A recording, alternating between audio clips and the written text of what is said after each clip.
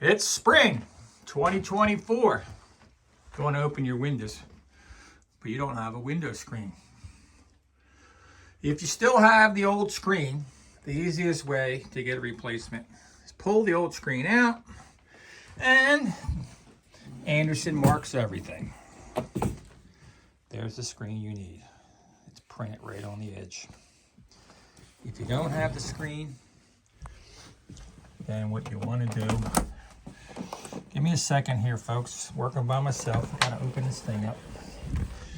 You just got to get a measurement. You want to get the width from here to here, and you want to get the height. And it's as simple as that. And be aware, if you have an existing Andersen frame, you can rescreen it. If the screening material has, here at the Jersey Shore, the salt air eats everything up.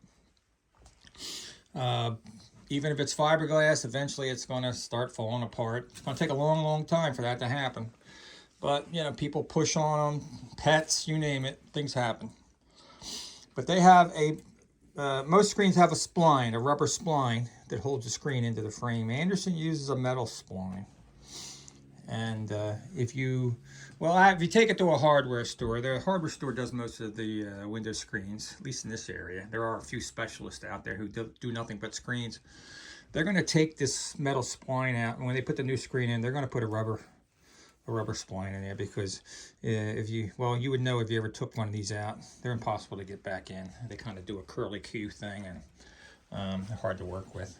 So anyway, look for the part number on the edge. If you got to change them, you're going to have to put a rubber spline in there.